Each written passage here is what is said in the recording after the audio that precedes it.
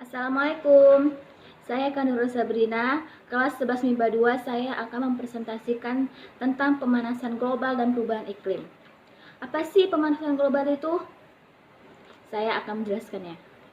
Pemanasan global atau global warming disebut darurat iklim atau krisis iklim, yaitu suatu proses meningkatnya suhu rata-rata atmosfer dan laut daratan bumi.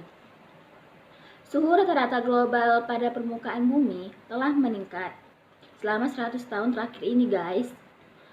Lalu meningkatnya suhu global diperkirakan akan menyebabkan perubahan-perubahan yang lain seperti naiknya permukaan air laut, meningkatnya intensitas fenomena cuaca yang ekstrim, serta perubahan jumlah dan pola presipitasi. Akibat pemanasan global yang lain adalah terpengaruhnya asap pertanian, hilangnya gletser, dan punahnya berbagai jenis hewan. Ada juga sih beberapa hal yang masih dilakukan para ilmuwan mengenai jumlah pemanasan yang diperkirakan akan terjadi pada masa depan. Wah, bahaya juga ya. Dan bagaimana pemanasan serta perubahan-perubahan yang terjadi tersebut akan bervariasi dari satu daerah ke daerah yang lain. Nah, itu kan tadi kan global. Pemanasan global. Yang kedua, perubahan iklim. Perubahan iklim adalah perubahan jangka panjang dalam distribusi pola cuaca secara statis panjang periode waktu untuk mulai dasawarsa hingga jutaan tahun. Perubahan iklim terjadi ketika perubahan dalam sistem iklim bumi menghasilkan pola cuaca baru yang bertahan selama setidaknya berapa periode dan mungkin selama jutaan tahun. Penyebab pemanasan global.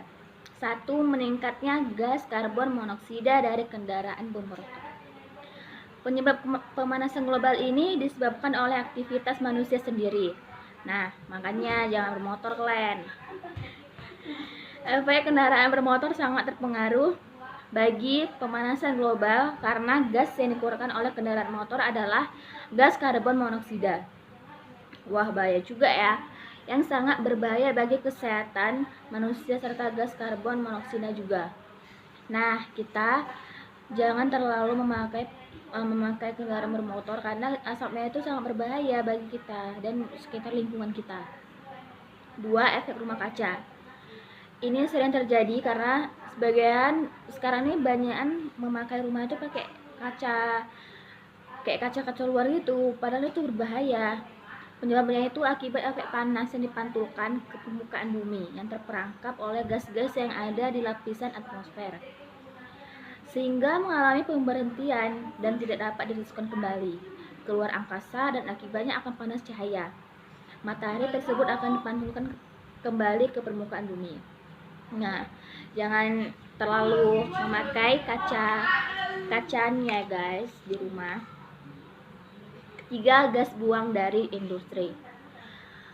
Penyebab efek rumah kaca yang berpengaruh juga dengan kehidupan makhluk hidup karena dapat menyebabkan pencemaran udara yang disebabkan oleh asap pabrik juga yang berlebihan karena asap pabrik mengeluarkan gas berupa karbon dioksida, karbon monoksida, gas metana, dan yang lainnya. 4.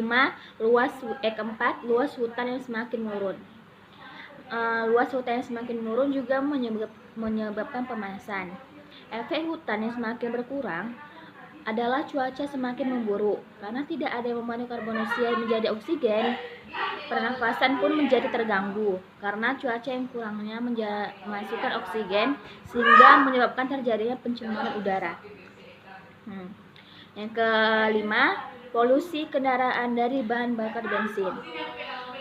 Kendaraan yang ada di seluruh dunia sangat memberikan pengaruh besar dalam pemanasan global. Nah, gas karbon dioksida ini terpengaruh sekali dalam pemanasan global karena karbon dioksida merupakan gas yang menangkap cahaya panas sehingga tidak bisa disalurkan lagi keluar angkasa. Keenam, borosnya pemakaian listrik. Ini sering terjadi guys bagi kita semua, pemborosan pemakaian listrik.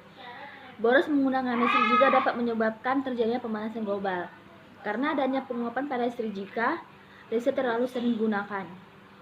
Jangan terlalu memakai sering ya guys. Seharusnya pemakaian listrik digunakan secara efisien sesuai dengan keperluan sehingga tidak menyebabkan pemanasan global. Lanjut.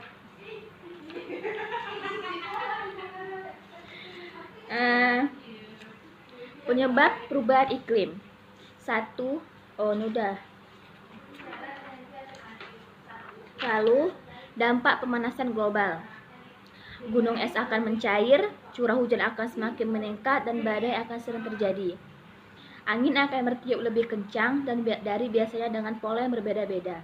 4. Cuaca akan menjadi sulit untuk diprediksi dan bahkan akan jauh lebih ekstrim. 5. Meningkatnya kasus orang meninggal akibat dari cuaca yang sangat panas. Dampak perubahan iklim. 1. Harga pangan meningkat untuk beberapa dekade mendatang. Para pakar memprediksi hasil tanaman pangan mulai dari jagung hingga gandum, beras hingga kapas akan menurun hingga 30%. Hasil menurun ini berujung pada peningkatan harga pangan sebab akan ada proses penyimpanan dan transportasi dan pangan yang membutuhkan air dan energi yang lebih. Lalu kedua, siklus yang tidak sehat, meningkatnya suhu ditambah dengan populasi global akan mencuatkan permintaan energi. Ini akhirnya berujung pada produksi emisi yang menyebabkan perubahan iklim dan ironis memicu lebih banyak lagi emisi. Sedangkan curah hujan diproyeksikan akan menurun sebanyak 40% di beberapa lokasi. 3. Rusaknya infrastruktur perubahan iklim memicu lebih banyak cuaca ekstrim yang menghasilkan bencana. Seperti yang terjadi di DKI Jakarta pada Januari hingga Februari 2013. Gak heran lagi ya sama Jakarta, karena selalu ada banjir, ada panasnya terlalu lebih, pokoknya banyak lah. Hujan dalam intensitas tinggi menyebabkan banjir besar. Kamis tanggal 17 bulan 1. Lalu keempat, berkurangnya sumber air membludak. Jumlah penduduk menyebabkan tingginya permintaan air. Ini menimbulkan penyedotan besar-besaran terhadap sumber air yang ada. Khusus untuk Jakarta lagi, naiknya muka air laut dapat membuat batas antara air tanah dan air laut semakin jauh ke daratan, sehingga mencari lebih banyak sumber air minum susah juga ya guys. Lalu meningkatnya penyakit pernapasan, perubahan iklim juga menyebabkan polusi udara yang akhirnya menurunkan fungsi dari paru-paru. Ada di kota besar juga sih, seperti New York, Amerika Serikat, kasus asma akan meningkat sebanyak 10%. Bencana hidrologi, bencana alam, hasil dari perubahan iklim. Meningkatkan badai dan cuaca ekstrim, hanya beberapa kota di dunia yang punya sistem penanggulangan yang cukup baik untuk bencana-bencana tersebut. Nah, itu saja ya presentasinya tentang pemanasan global dan perubahan iklim. Saya akan akhiri presentasi saya. Saya akhiri dengan Assalamualaikum.